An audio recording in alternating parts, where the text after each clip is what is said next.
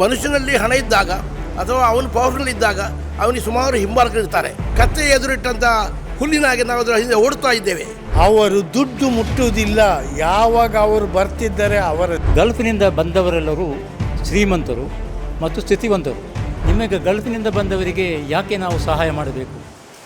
ಉದ್ಯೋಗದ ನಿಮಿತ್ತ ಹಲವಾರು ವರ್ಷಗಳ ಕಾಲ ವಿದೇಶದಲ್ಲಿ ಉದ್ಯೋಗ ಮಾಡಿ ನಿವೃತ್ತರಾದಂತಹ ಮಂದಿ ಊರಿಗೆ ಬಂದಾಗ ಅವರು ಪಡುವಂತಹ ಸಂಕಷ್ಟವನ್ನು ನೋಡಿ ಜೊತೆಗೆ ಅವರಿಗೆ ಭದ್ರತೆ ಹಾಗೂ ಸಹಾಯ ಮಾಡುವಂತಹ ಈ ಎಲ್ಲ ಮನೋಭಾವದಿಂದ ಮಂಗಳೂರಲ್ಲಿ ಗಲ್ಫ್ ರಿಟೈರೀಸ್ ಅಸೋಸಿಯೇಷನ್ ಕರ್ನಾಟಕ ಎಂಬ ಸಂಘವನ್ನು ಸ್ಥಾಪಿಸಲಾಗಿದೆ. ಈ ಸಂಘ ಇದೀಗ ರಾಜ್ಯದ ನೂತನ CM ಆಗಿ ಆಯ್ಕೆಯಾಗಿರುವ DKಶಿ ಅವರು ಒಂದು ಭರವಸೆಯನ್ನು ನೀಡಿದರು. NRI ಸಚಿವಾಲಯ ಸ್ಥಾಪನೆ ಮಾಡುತ್ತೀನಿ ಅಂತ ಭರವಸೆಯನ್ನು ನೀಡಿದರು. ಈ ಹಿನ್ನೆಲೆಯಲ್ಲಿ ಈ ಸಂಘ ಹಲವು ಬೇಡಿಕೆಗಳನ್ನು ಮುಂದಿಟ್ಟಿದ್ದು ಸದ್ಯ ಗಲ್ಫ್ನಿಂದ ನಿವೃತ್ತರಾಗಿ ಊರಿಗೆ ಬಂದಿರುವಂಥ ಮಂದಿ ಏನೆಲ್ಲ ಸಮಸ್ಯೆಯನ್ನು ಎದುರಿಸ್ತಾ ಇದ್ದಾರೆ, ಅವರ ಮುಂದಿರುವಂತಹ ಸವಾಲುಗಳೇನು, ಎಲ್ಲದರ ಕುರಿತು ಮಾತನಾಡೋಕೆ ನಮ್ಮ ಜೊತೆ ಅಸೋಸಿಯೇಷನ್ನ ಮುಖಂಡರು ನಮ್ಮ ಜೊತೆಗಿದ್ದಾರೆ. ಸರ್, ಇದೀಗ ಈ ಅಸೋಸಿಯೇಷನ್ನ ಯಾವ ಉದ್ದೇಶಕ್ಕಾಗಿ ಯಾವಾಗ ನೀವು ಸ್ಥಾಪನೆ ಮಾಡಿದ್ದೀರಿ? ಕಳೆದ 2023 ಜುಲೈ ಎಂದು ನಾವು ಈ ಸಂಸ್ಥೆಯನ್ನು ಆರಂಭಿಸಿದ್ವಿ. ಅಂದರೆ 32 ವರ್ಷ ಕಾಲ ನಾನಿದ್ದೆ. ನಮ್ಮ ಸದಸ್ಯರು ತುಂಬ ವರ್ಷಗಳ ಕಾಲ ಸೌದಿ ಅಥವಾ ಇತರ ಗಲ್ಫ್ ಕಂಟ್ರಿಯಲ್ಲಿ ಇದ್ದು ಒತ್ತಡದಿಂದ ಬಂದು, ಅಂದರೆ ಕೋವಿಡ್ನಿಂದಾಗಿಯೂ ಕೆಲಸ ಇಲ್ಲದಾಗಿಯೂ ಮತ್ತು ದೇಹಕ್ಕೆ ಆರೋಗ್ಯ ಸರಿ ಇಲ್ಲದಾಗಿ ಬಂದು ಇಲ್ಲಿ ಊರಿನಲ್ಲಿ ನೆಲೆಸಿದ್ದರು. ಅವರ ಕಷ್ಟ ಕಂಡು ಒಂದು ಒತ್ತಾಸೆಯಿಂದ ಈ ಒಂದು ಗಲ್ಫ್ ರಿಟೈರ್ಡ್ ಅಸೋಸಿಯೇಷನ್, ಅಂದರೆ ನಿವೃತ್ತ ಪ್ರವಾಸಿಗರ ಒಂದು ಸಂಸ್ಥೆ ಇದು ತೊಡಗಿತು. ಎಷ್ಟೋ ಜನ ಅವರಿಗೆ ಕೆಲಸ ಇಲ್ಲದೆ ಬಂದು, ಅಂದರೆ ಆರೋಗ್ಯ ಸರಿ ಇಲ್ಲದೆ ಬಂದು ಇಲ್ಲಿ ಕಷ್ಟದಲ್ಲಿದ್ದ ಇದ್ದಾರೆ. ಕೆಲವರು ಅರ್ಧ ಮನೆ ಮಾಡಿ, ಕೆಲವರು ಮಕ್ಕಳಿಗೆ ಅರ್ಧದಲ್ಲಿ ವಿದ್ಯಾಭ್ಯಾಸ ಕೊಟ್ಟು, ಕೆಲವರು ಅವರ ಬೇರೆ ಬೇರೆ ಸಮಸ್ಯೆಗಳು ಅಂಥದ್ರಲ್ಲಿ ಅರ್ಧದಿಂದ ಬಂದು ಜೀವನಕ್ಕೆ ದಾರಿ ಇಲ್ಲದೆ ಕಷ್ಟಪಡುತ್ತಿದ್ದಾರೆ. ನಾವು ಜೀವನಕ್ಕೆ ದಾರಿ ಕೊಡೋ ವಿಷಯದಲ್ಲ, ಅಂಥವರಿಗೆ ಒಂದು ಏಕಾಂಗಿತನ ಇದೆ. ಯಾಕಂದರೆ ಮನುಷ್ಯನಲ್ಲಿ ಹಣ ಇದ್ದಾಗ ಅಥವಾ ಅವನು ಪವರ್ಫುಲ್ ಇದ್ದಾಗ ಅವನಿಗೆ ಸುಮಾರು ಹಿಂಬಾಲಕರಿರ್ತಾರೆ. ಆದರೆ ಅವನಿಗೆ ಪ್ರಾಯ ಆದಾಗ, ಅವರು ಸ್ಪೆಂಟ್ ಫೋರ್ಸ್ ಆದಾಗ ಅವ್ರನ್ನ ಗಮನಿಸಲು ಯಾರೂ ಇರೋದಿಲ್ಲ. ಅಂಥವರ ಕಷ್ಟ ಇಲ್ಲಿ ಅವರಿಗೆ ಗೊತ್ತು. ಅಂಥವರಿಗಾಗಿ ಒಂದು ಸಂಸ್ಥೆ ಮಾಡಿ ಅವರಿಗೆ ನಾವೊಂದು ಸಹಾಯಕರಾಗಿ, ಅಂದರೆ ಸ್ನೇಹಿತರಾಗಿ, ಅವರಿಗೆ ಸಂದರ್ಭದಲ್ಲಿ ಉಪಕಾರ ಮಾಡೋದಕ್ಕಾಗಿ ಸರ್ಕಾರದಿಂದಲೂ ಮನುಷ್ಯರಿಂದಲೂ ನಮ್ಮಿಂದಲೂ ಆದಂಥ ಹೆಲ್ಪ್ ಮಾಡಬೇಕೆಂಬ ಉದ್ದೇಶದಿಂದ ನಾವು ಸಂಸ್ಥೆಯನ್ನು ಸಂಸ್ಥಾಪಿಸಿದ್ದೀವಿ. ಅಲ್ಹಮ್ದುಲಿಲ್ಲಾ, ಸರ್ಕಾರದಿಂದ ಏನು ಸಹಾಯ ಸಿಕ್ಕದಿದ್ದರೂ, ದೊಡ್ಡ ದೊಡ್ಡ ಉದ್ಯಮಗಳು ಸಹಾಯ ಸಿಕ್ಕದಿದ್ದರೂ ಕೆಲವರು ಸಹೃದಯವರು ನಮಗೆ ಹೆಲ್ಪ್ ಮಾಡಿದ್ದಾರೆ. ಅಂಥವರಿಂದಾಗಿ ನಾವು ಝೀರೋದಿಂದ ಇಲ್ಲಿವರೆಗೆ ಬಂದಿದ್ದೇವೆ. ಸುಮಾರು ಡಯಾಲಿಸಿಸ್ನವರಿಗೂ, ಪಕ್ಷಪಾತ ಆಗಿ ಸೌಕರ್ಯದವರಿಗೂ, ಕ್ಯಾನ್ಸರ್ನಂಥವರಿಗೂ, ಅಂದರೆ ಆರೋಗ್ಯ ಸರಿಯದ್ದು ಹೆಲ್ಪ್ ಮಾಡಿದ್ದೇವೆ. ಕೆಲವರಿಗೆ ಮಕ್ಕಳಿಗೆ ನಾವು ಸ್ಕಾಲರ್ಶಿಪ್ ಕೊಟ್ಟಿದ್ದೇವೆ. ಮತ್ತು ನಾವು ಆಗಾಗ ಇನ್ನಾದರೂ ನಾವು ಆ್ಯಕ್ಚುಲಿ ಇಂಥ ಸಭೆ ಮಾಡಿ ಅಥವಾ ಗೆಟ್ ಟುಗೆದರ್ ಮಾಡಿ, ಅಥವಾ ನಿಮ್ಮಂಥ ಕೆಲವರು ಇಲ್ಲಿ ಉದ್ಯಮಗಳಿದ್ದಾರೆ ಸೌದಿಯಲ್ಲಿ ಅಥವಾ ಎಲ್ಲ ಗಲ್ಫಿನ ಕಂಟ್ರಿಯಲ್ಲಿ, ಮತ್ತು ಇಲ್ಲೂ ಕೂಡ ಹಣ ಇರುವಂಥ ಸಹೃದಯರಿದ್ದಾರೆ. ಅವರಿಂದಾಗಿ ನಾವು ಹಣ ತೆಗೆದುಕೊಂಡು ನಮ್ಮ ಈ ಪ್ರಾಜೆಕ್ಟನ್ನು ಮುಂದುವರಿಸ್ತಾ ಇದ್ದೇವೆ. ಕೇರಳದಲ್ಲಿ ಮಾಡಿದಾಗೆ ನೋರ್ಕಾದಲ್ಲಿ ಅವರಿಂದ ಮೆಂಬರ್ಶಿಪ್ ತೆಗೆದುಕೊಂಡು ಇಲ್ಲಿ ಬಂದಾಗ ಉಪಕಾರ ಮಾಡ್ತಾರೆ. ನಾವು ಈಗ ನಮ್ಮಲ್ಲಿ ಇಲ್ಲೀಗ ಒಬ್ಬರು ಇದ್ದಾರೆ, ರಿಯಾದ್ ಇನೋಡಿ ಎಂಬರು. ಅವರು ಪ್ರವಾಸಿ ಒಕ್ಕೂಟ ಎಂಬಂದು ಸೌದಿಯಲ್ಲಿ ಮಾಡಿದ್ದಾರೆ. ಕೇರಳದಲ್ಲಿ ಆಗಿರುವ ಹಾಗೆ ಮಾಡಲು ಪ್ರಯತ್ನ ಪಡಿಸ್ತಾ ಇದ್ದಾರೆ. ಅಂಥವ್ರಿಗೆ ಕರೆಯನ್ನು ಗೌರ್ಮೆಂಟ್ ಕೇಳಿ ಈಗ ತತ್ಕಾಲಕ್ಕೆ 30 ಲಕ್ಷ ಕನ್ನಡಿಗರಿದ್ದಾರೆ ಸೌದಿಯಲ್ಲಿ ಅಥವಾ ಗಲ್ಫಿನಲ್ಲಿ. ಅವರ ಹಣ ಇಲ್ಲಿ ಬರೋದು ಕಮ್ಮಿ ಏನಲ್ಲ. ಅವರ ಮನೆ ಕಳಿಸೋದು, ಅವರು ಇಲ್ಲಿ ಬಿಸ್ನೆಸ್ಸಿಗೆ ಕಳಿಸೋದು, ಬೇರೆ ಬೇರೆ ಸಂಘ ಸಂಸ್ಥೆಗಳಿಗೆ ಹೆಲ್ಪ್ ಮಾಡ್ತಾ ಇದ್ದಾರೆ ಅವರು. ಅಂಥವರ ಸಹಾಯ ನಾವು ಗೌರ್ಮೆಂಟ್ ಪಡೀತಾ ಇದೆ. ಆದರೆ ಪಡೆಯುವಾಗ ನಮ್ಮಲ್ಲಿ ಆರ್ಥಿಕವಾಗಿ ನಾವು ಗಟ್ಟಿಯಾಗ್ತಾ ಇದ್ದೇವೆ. ಅದಕ್ಕಾಗಿ ಗೌರ್ಮೆಂಟಲ್ಲೂ ಒಂದು ಕೃತಜ್ಞತೆ ಬೇಕಲ್ವಾ. ಅದಕ್ಕಾಗಿ ಈಗ ನಾನು ಮೊದಲೇ ಹೇಳಿದರು, ಆಗ ಈಗ DKಶಿ ಗೌರ್ಮೆಂಟ್ ಅವರು ಸದ್ಯವರು ಮೊನ್ನೆ ಹೇಳಿದ್ದಾರೆ, ನಾವೊಂದು ಸಚಿವಾಲಯ ಅದನ್ನು ಓಪನ್ ಮಾಡ್ತೇವೆ. ಭಾಳ ಸಂತೋಷ ವಾರ್ತೆ. ನಮ್ಮ ಸುಖ ದುಃಖವನ್ನು ಅರಿಯಲು ಅಲ್ಲಿ ಡಾಕ್ಟರ್ ಆರತಿ ಕೃಷ್ಣಪ್ಪನ್ನು ಕಳಿಸಿದ್ದರು. ಅವರು ನಮ್ಮ ವಿಷಯದಲ್ಲಿ ಸರಿಯಾಗಿ ಸ್ಟಡಿ ಮಾಡಿದ್ದಾರೆ. ನಾವೊಂದು ಹೇಳೋದಂದರೆ, ನಮಗೆ ಈ 3 ವರ್ಷದಲ್ಲೂ ಸಹಾಯ ಮಾಡುತ್ತೇವೆ ಹೇಳಿ ಕತ್ತೆ ಎದುರಿಟ್ಟಂಥ ಹುಲ್ಲಿನಾಗೆ ನಾವು ಅದರ ಹಿಂದೆ ಓಡ್ತಾ ಇದ್ದೇವೆ. ಆದರೆ ನಮಗೆ ಸಹಾಯ ಸಿಕ್ಕಲೇ ಇಲ್ಲ. ಆದರೆ ನಾವು ನಿರಾಸರಾಗಿಲ್ಲ. ಅವರ ಕಷ್ಟದಿಂದ ಆಗಿರ್ಬೋದು, ತುಂಬ ಗ್ಯಾರಂಟಿ ಎಲ್ಲ ಈ ಗೌರ್ಮೆಂಟ್ ಕೊಟ್ಟಿದೆ, ಅದನ್ನು ನೆರವೇರಿಸಿ ಆಗಿರಬಹುದು, ಕೊಡಲಿಲ್ಲ. ಇನ್ನಾದರೂ ಸನ್ಮಾನ್ಯ DKಶಿ ಅವರ ಸರ್ಕಾರ ಒಂದು ಸಚಿವಾಲಯವನ್ನು ಪ್ರಾರಂಭಿಸಿ ನಮಗಂದರೆ ಅನಿವಾಸಿ ಕನ್ನಡಿಗರಿಗೂ, ಅನಿವಾಸಿ ಅಂದರೆ ಅಲ್ಲಿ ರಿಟೈರ್ಡ್ ಆದಂಥ ನಮ್ಮಂಥವರಿಗೂ, ನಮ್ಮಲ್ಲಿ ಜಾಸ್ತಿ ಕಲಿತವ್ರು ಇರಲಿಲ್ಲ, ಸಣ್ಣ ಸಣ್ಣ ಕೆಲಸ ಮಾಡಿ ಅವರು ಎಲ್ಲರಿಗೂ ಹೆಲ್ಪ್ ಮಾಡಿದ್ದಾರೆ. ಈಗದ ಮಕ್ಕಳೆಲ್ಲ ಐ ಟಿ ಗಿಟಿಯಲ್ಲಿ ಹೋಗಿ ತುಂಬ ಶುದ್ಧತಿದ್ದಾರೆ. ಆದರೆ ಮೊದಲು ಹಾಗೆ ರೀತಿ ಆಗಿರಲಿಲ್ಲ. ಅವರು ಕಷ್ಟಪಟ್ಟು ಮಕ್ಕಳನ್ನು ಕಲಿಸಿ ಇಷ್ಟೆಲ್ಲ ಆದಿ ಈಗ ಅವರು ಯಾರಿಗೂ ಬೇಡ ಆಗಿದ್ದಾರೆ, ಮನೆಯೂ ಬೇಡ ಆಗಿದ್ದಾರೆ. ಹಾಗೆ ಅಂಥವರಿಗೆ ನಾವು ಸಂಸ್ಥೆಯನ್ನು ಮಾಡಿದ್ದೇವೆ. ಮುಖ್ಯವಾಗಿ ಈ ಅಸೋಸಿಯೇಷನ್ ಸ್ಥಾಪನೆ ಮಾಡುವಾಗ ನಿಮಗೆ ಇಲ್ಲಿ ಎದುರಾದಂಥ ಚಾಲೆಂಜಸ್ ಏನು? ಈ ಅಸೋಸಿಯೇಷನ್ ಸ್ಥಾಪನೆ ಆಗುವಾಗ ನಾನು ಸೌದಿಯಲ್ಲಿದ್ದೆ. ಇಲ್ಲಿಯ ಸಮಾಜದಲ್ಲಿ, ಜನರಲ್ಲಿ ಮತ್ತು ಸರ್ಕಾರದಲ್ಲಿ ಒಂದು ತಪ್ಪು ಕಲ್ಪನೆ ಇದೆ. ಯಾಕಂದರೆ ಗಲ್ಫಿನಿಂದ ಬಂದವರೆಲ್ಲರೂ ಶ್ರೀಮಂತರು ಮತ್ತು ಸ್ಥಿತಿವಂತರು. ಆದರೆ ಅದು ತಪ್ಪು ಕಲ್ಪನೆ. ಯಾಕಂದರೆ ನಾನು ಇಲ್ಲಿ ಬಂದು ನೋಡಿದಾಗ ನಮ್ಮ ಹೆಚ್ಚಿನ ಸದಸ್ಯರು ತುಂಬ ಕಷ್ಟಗಳನ್ನು ಅನುಭವಿಸುತ್ತಿದ್ದಾರೆ. ರೋಗಿಗಳು, ತಮ್ಮ ಮಕ್ಕಳಿಗೆ ಶಿಕ್ಷಣವನ್ನು ಕಲಿಸಲು ಸಾಧ್ಯವಿಲ್ಲದವರು ಮತ್ತು ಅವರ ಮಂತ್ಲಿ ರೇಷನ್ಗೆ ಕೂಡ ಸಾಧ್ಯವಾಗದ ಜನರು, ಇವರನ್ನೆಲ್ಲ ಕಂಡು ನಿಜವಾಗಿಯೂ ನಮಗೆ ಇವರಿಗೆ ಏನಾದರೂ ಒಂದು ಮಾಡಬೇಕು. ಅಲ್ಲದೆ ಕಳೆದ 2 ವರ್ಷಗಳಿಂದ ಈ ಸಂಘಟನೆಯಲ್ಲಿ ನಮ್ಮ ಎಲ್ಲ ಪದಾಧಿಕಾರಿಗಳೊಂದಿಗೆ ಸೇರಿ ನಾನು ಕೆಲಸ ಮಾಡುತ್ತಿದ್ದೇನೆ. ಮುಖ್ಯಮಂತ್ರಿಯನ್ನು ಮುಖಾಮುಖಿ ಕಾಣುವ ಒಂದು ಅವಕಾಶ ಕೂಡ ಸಿಕ್ಕಿತು.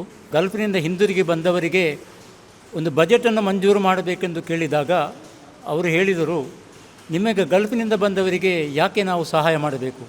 ಅಂದರೆ ಸರ್ಕಾರದಲ್ಲಿ ಕೂಡ ಆ ತಪ್ಪು ಕಲ್ಪನೆ ಎಂದರೆ ಗಲ್ಫಿನಿಂದ ಬಂದವರೆಲ್ಲ ಶ್ರೀಮಂತರು. ಆಗ ನಾನು ಅವರಲ್ಲಿ ಹೇಳಿದೆ, ಸರ್, ಗಲ್ಫಿನಿಂದ ಬಂದವರು ಎಲ್ಲರೂ ಶ್ರೀಮಂತರಲ್ಲ, ಎಲ್ಲರೂ ಸ್ಥಿತಿವಂತರಲ್ಲ. ಒಂದು 10% ಜನರು ಓಕೆ, ಅವರು ಸ್ಥಿತಿವಂತರು. 90% ಜನರು ಕಷ್ಟದಲ್ಲಿದ್ದವರು. ಅವರು ಅಲ್ಲಿ 20 ವರ್ಷ 30 ವರ್ಷ ಆ ಮರಳು ಭೂಮಿಯಲ್ಲಿ ಕೆಲಸ ಮಾಡಿ ತಮ್ಮ ಕುಟುಂಬವನ್ನು ಬೆಳೆಸಿ ತಮ್ಮ ಸಮಾಜಕ್ಕಾಗಿ ಕೊಡುಗೆಯನ್ನು ಕೊಟ್ಟು, ಅಲ್ಲದೆ ಈ ಗಲ್ಫಿನಲ್ಲಿರುವಾಗ ಅವರ ವಿದೇಶಿ ವಿನಿಮಯದಿಂದ ನಮ್ಮ ರಾಜ್ಯ ಸರ್ಕಾರಕ್ಕೆ ಮತ್ತು ಭಾರತ ಸರ್ಕಾರಕ್ಕೆ ಒಂದು ದೊಡ್ಡ ಆರ್ಥಿಕ ಬೆನ್ನೆಲುಬಾಗಿ ಅವರು ಕೆಲಸ ಮಾಡಿದ್ದಾರೆ. ಆದ್ದರಿಂದ ಅವರಿಗೆ ಸಹಾಯ ಮಾಡುವುದು ಸರ್ಕಾರದ ಜವಾಬ್ದಾರಿಯಾಗಿದೆ, ಸರ್ಕಾರದ ಕರ್ತವ್ಯವಾಗಿದೆ. ನಾವು ನಿಮ್ಮಲ್ಲಿ ಏನೂ ಔದಾರ್ಯವನ್ನು ಕೇಳುವುದಿಲ್ಲ. ಉದಾಹರಣೆಗೆ ಕೇರಳ ಸರ್ಕಾರವು ಕೇರಳದಿಂದ ಬಂದ ಅನಿವಾಸಿ ಕೇರಳೀಯರಿಗೆ ಹಲವು ಸವಲತ್ತುಗಳನ್ನು, ಸೌಕರ್ಯಗಳನ್ನು ಒದಗಿಸುತ್ತಾ ಬಂದಿದೆ. ಅವರಿಗೆ ಇನ್ಶೂರೆನ್ಸ್ ಸ್ಕೀಮ್, ಪೆನ್ಷನ್ ಸ್ಕೀಮ್, ಮಕ್ಕಳ ವಿದ್ಯಾಭ್ಯಾಸಕ್ಕಾಗಿ ಮತ್ತು ಚಿಕ್ಕ ಚಿಕ್ಕ ಉದ್ಯೋಗವನ್ನು ಸ್ಥಾಪಿಸಲು ಅವರಿಗೆ ಲೋನ್ನ ಸಹಾಯ, ಹೀಗೆ ಹಲವು ಸಹಾಯ ಸಹಕಾರವನ್ನು ಕೊಡುತ್ತಾ ಬಂದಿದೆ. ಆದ್ದರಿಂದ ಕರ್ನಾಟಕ ಸರ್ಕಾರ ಕೂಡ ಗಲ್ಫಿನಿಂದ ಬಂದಂತಹ ಅನಿವಾಸಿ ಕನ್ನಡಿಗರಿಗೆ ಸ್ಪಂದಿಸಬೇಕು, ಅವರಿಗೆ ಬೇಕಾದ ಎಲ್ಲ ಸಹಾಯ ಸಹಕಾರಗಳನ್ನು ಕೊಡಬೇಕು. ಅದಕ್ಕಾಗಿ ಒಂದು ಪ್ರತ್ಯೇಕ ಬಜೆಟನ್ನು ಮಂಜೂರು ಮಾಡಬೇಕೆಂದು ನಾನು ಅವರಲ್ಲಿ ಹೇಳಿದಾಗ ಆಗ ಅವರಿಗೆ ಮನವರಿಕೆ ಆಯಿತು. ಆಗ ಅವರು ಹೇಳಿದರು, ಈಗ ನಮ್ಮ ಬಜೆಟ್ನಲ್ಲಿ ಏನು ಮಂಜೂರು ಮಾಡಿಲ್ಲ, ಮುಂದಿನ ಬಜೆಟಲ್ಲಿ ನೋಡೋಣ ಅಂತ ಹೇಳಿದರು. ಈಗ ಈ ಅಸೋಸಿಯೇಷನ್ನಲ್ಲಿ ಎಷ್ಟು ಮಂದಿ ಮೆಂಬರ್ಸ್ ಇದ್ದಾರೆ? ಅವರು ಮುಖ್ಯವಾಗಿ ಮಂಗಳೂರಿನವರು ಮಾತ್ರ ಅಥವಾ ಇಡೀ ರಾಜ್ಯಕ್ಕೆ ಇದು ವಿಸ್ತರಣೆ ಆಗಿದೆಯಾ?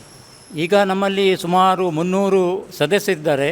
ಅವರು ಕರಾವಳಿ ಜಿಲ್ಲೆಯಿಂದ, ಅಂದರೆ ಉಡುಪಿ ಮತ್ತು ದಕ್ಷಿಣ ಕನ್ನಡ ಜಿಲ್ಲೆಯಿಂದ ಇದ್ದಾರೆ. ಈಗ ಇದನ್ನು ನಾವು ಕರ್ನಾಟಕ ರಾಜ್ಯಾದ್ಯಂತ ಒಂದು ವಿಸ್ತರಿಸಬೇಕೆಂಬ ನಮಗೆ ಒಂದು ಛಲ ಇದೆ. ಈಗ ರಾಜ್ಯದಲ್ಲಿ ನೂತನ CM ಆಗಿ DK ಶಿ ಅವರು ಬಂದಿದ್ದಾರೆ. ಈ ಹಿಂದೆ ಒಂದು ಭರವಸೆಯನ್ನು ನೀಡಿದರು ಅಂತ ನೀವು ಹೇಳಿದ್ರಿ. ಈಗ ಅವರಿಗೇನು ನೀವು ಇವತ್ತು ಮೀಟಿಂಗ್ ಕೂಡ ನಡೆಯಿತು. ಸೊ ಹೊಸ CMಗೆ ನೀವೇನು ಬೇಡಿಕೆ ಸಲ್ಲಿಸ್ತೀರಾ, ಏನು ಆಗ್ರಹಿಸ್ತೀರಾ? 3 ವರ್ಷಗಳಿಂದ ಈ ಬೇಡಿಕೆಗಾಗಿ ನಾವು ಶ್ರಮಪಟ್ಟಿದ್ದೇವೆ. ಯಾಕೆಂದರೆ ಒಂದು ಪ್ರತ್ಯೇಕ NRI ಅವರಿಗೆ ಪ್ರತ್ಯೇಕ ಸಚಿವಾಲಯಗಳನ್ನು ಸ್ಥಾಪಿಸಬೇಕೆಂದು ನಮ್ಮ ಒಂದು ಬೇಡಿಕೆಯಾಗಿತ್ತು. ಅದನ್ನು ಈಗ ನಮ್ಮ ಮುಖ್ಯಮಂತ್ರಿಯವರು ನಮಗೆ ಒಂದು ಆಶ್ವಾಸನೆ ಕೊಟ್ಟಿದ್ದಾರೆ, ಒಂದು ಪ್ರತ್ಯೇಕ ಸಚಿವಾಲಯಗಳನ್ನು ಆರಂಭಿಸುತ್ತೇವೆ ಅಂತೇಳಿ. ಇವತ್ತಿನ ಈ ಮೀಟಿಂಗಿನಲ್ಲಿ ನಮ್ಮ ಉದ್ದೇಶ ಅದೇ ಆಗಿತ್ತು.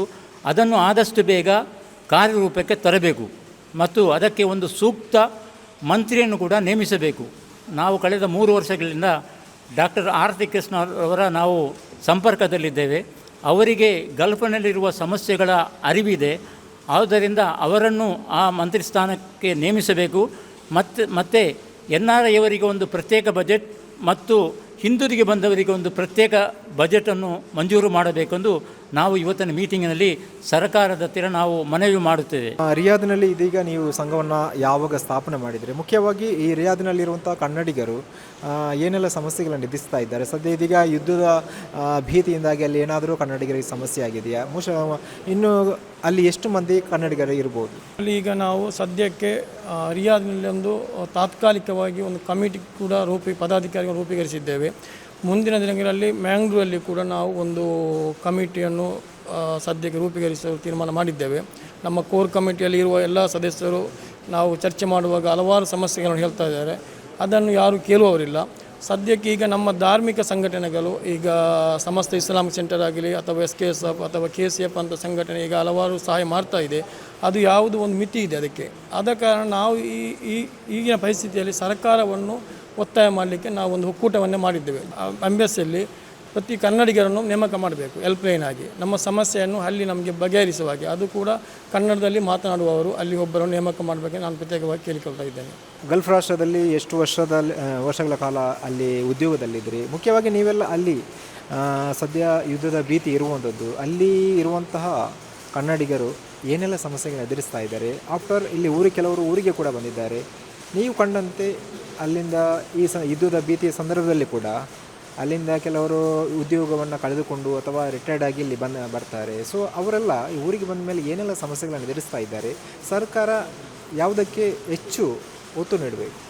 ನಾನು ನೋಡಿದ ಮಟ್ಟಿಗೆ ಅಷ್ಟೊಂದು ಅಲ್ಲಿಯ ಅರಬಿಗಳು ನಮ್ಮ ಇಂಡಿಯಾದವರಿಗೆ ಏನು ಅಷ್ಟೊಂದು ಕಷ್ಟ ಕೊಡ್ತಾ ಇದ್ದಿಲ್ಲ. ಕೆಲವೊಂದು ಕೊಡ್ತಾಯಿದ್ರು, ಏನಂತ ಹೇಳಿದರೆ ಅವರಿಗೆ ಸಂಬಳ ಕೊಡದೆ, ಅದು ಕಂಪನಿಯಲ್ಲಿ ಕೂಡ ಸಂಬಳ ಕೊಡದೆ ಕೆಲವೊಂದು ವಿಷಯದಲ್ಲಿ ಕೊಡ್ತಾಯಿದ್ರು. ಆದರೂ ಕೂಡ ಅದು ಅಲ್ಲಿ ಕೆಲವೊಂದು ಅಸೋಸಿಯೇಷನ್ಗಳು ಇತ್ತು, ಅವರು ಹೋಗಿ ಸಂಪರ್ಕಿಸಿ ಅದನ್ನು ಸರಿ ಮಾಡ್ತಾಯಿದ್ದರು. ಆಗೇನಾದರೂ ಹೆಚ್ಚು ಕಡಿಮೆ ಆದರೆ ರಾಯಭಾರಿಗೆ ಹೋಗ್ತಾಯಿದ್ರು, ಅಲ್ಲಿ ಕೂಡ ಸಮಸ್ಯೆ ನಿವಾರಣೆ ಆಗ್ತದೆ. ಆದರೆ ಏನಂತ ಹೇಳಿದರೆ ಇವತ್ತು ನಾವು ಅದರ ನಂತರ ಕೋರ್ಟ್ ಬಿಟ್ಟು ಬಂದ ನಂತರ ನಾವು ಸಾಧಾರಣ ಇಲ್ಲಿ ಇದ್ದುಕೊಂಡು ನಮಗೆ ಈ ಗಲ್ಫ್ ರಿಟರ್ಸ್ನವರು ಇಲ್ಲಿ ಏನು ಮಾಡ್ತಾ ಇದ್ದಾರೆ ಅಂತೇಳಿ ಈಗ ಸಮಸ್ಯೆ ಏನೆಂದು ಹೇಳಿದರೆ, ಇಲ್ಲಿ ನಾವು ಮೊಟ್ಟ ಮೊದಲು ನಾವು ಈಗ ನೋಡಿದಾಗ ಇಲ್ಲಿ ಗಲ್ಫ್ ರಿಟರ್ನ್ ಬಂದಂಥ ವ್ಯಕ್ತಿಗಳ ವಿಷಯದಲ್ಲಿ ಯಾರು ಮಾತನಾಡದೇ ಇರುವಂಥ ಸಂದರ್ಭದಲ್ಲಿ ಅವರ ಕಷ್ಟ ಸುಖವನ್ನು ನೋಡಿ ನಾವು ಅವರಿಗೆ ಸ್ಪಂದಿಸಬೇಕಂತ ಹೇಳಿ ಈ ಮೊದಲು ಇವರು ಹೇಳಿದಾಗೆ 1-2 ಜನ 3 ಜನ ಕೂಡಿಕೊಂಡು ಒಂದು ಮೀಟಿಂಗನ್ನು ಇಟ್ಟು ಅಲ್ಲಿ ಈ ಒಂದು ಅಸೋಸಿಯೇಷನ್ ಮಾಡಬೇಕಾದ್ರೆ ಒಂದು ಕಮಿಟಿ ಕೂಡ ಬೇಕಂತೇಳಿ ಆವಾಗ ಆರಂಭದಿಂದ ನಾನಿದ್ದೇನೆ.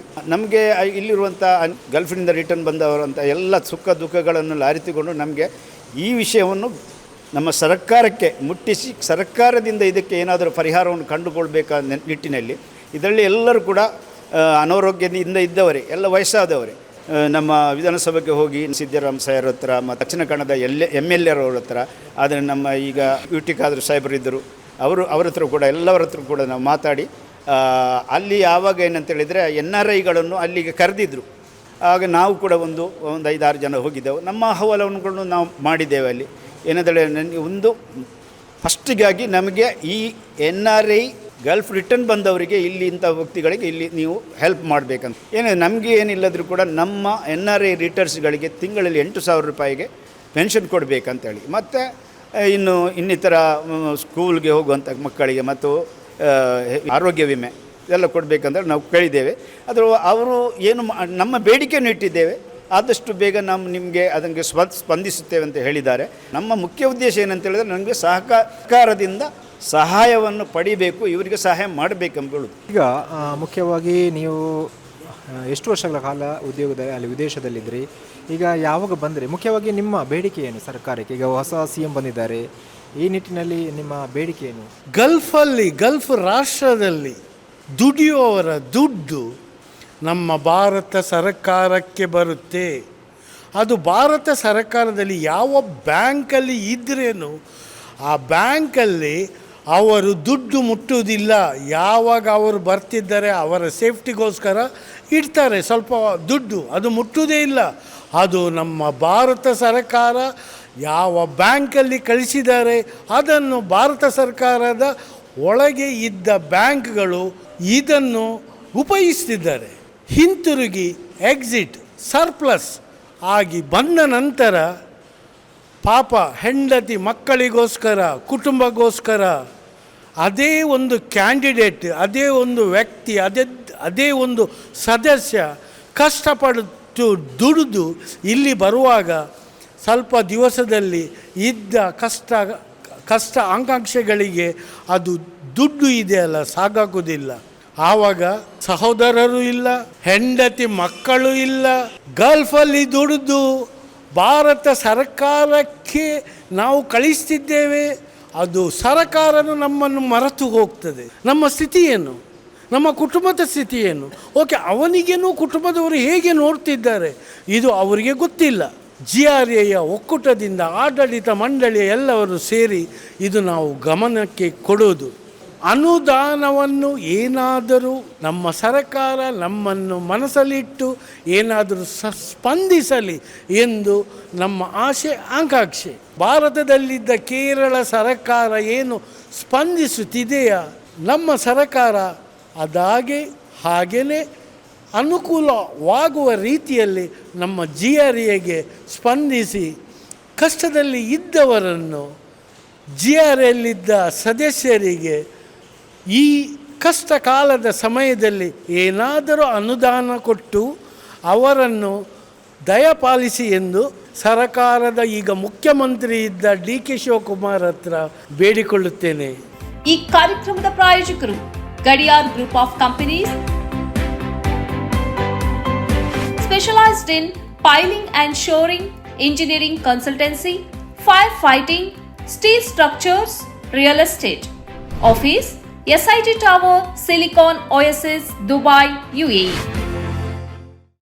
ಸ್ನೇಹಿತರೆ, ನಿಮ್ಮ ಅದ್ಭುತ ಬೆಂಬಲದಿಂದ ಸನ್ಮಾರ್ಗ ನ್ಯೂಸ್ ಚಾನೆಲ್ ಈಗ 2 ಲಕ್ಷ ಸಬ್ಸ್ಕ್ರೈಬರ್ಗಳನ್ನು ದಾಟಿದೆ. ಇದು ನಮ್ಮ ಯಶಸ್ಸಲ್ಲ, ಇದು ನಿಮ್ಮ ಯಶಸ್ಸು. ನಮ್ಮ ಮುಂದಿನ ಗುರಿ 4 ಲಕ್ಷ. ಇದು ಕಷ್ಟವಲ್ಲ. ನೀವು ಮಾಡಬೇಕಾದದ್ದು ಸಿಂಪಲ್. ನೀವು ಸನ್ಮಾರ್ಗ ನ್ಯೂಸ್ ಚಾನೆಲ್ ವಿಡಿಯೋವನ್ನ ನಿಮ್ಮ ಸ್ನೇಹಿತರಿಗೆ, ಕುಟುಂಬದವರೊಂದಿಗೆ ಹಂಚಿಕೊಳ್ಳಿ ಮತ್ತು ಅವರಲ್ಲೂ ಸಬ್ಸ್ಕ್ರೈಬ್ ಮಾಡಲು ಹೇಳಿ. ನೀವು ಶಕ್ತಿಯನ್ನು ಕೊಡಿ, ನಾವು ನಿಖರ ಸುದ್ದಿ ಕೊಡ್ತೇವೆ. ಧನ್ಯವಾದಗಳು.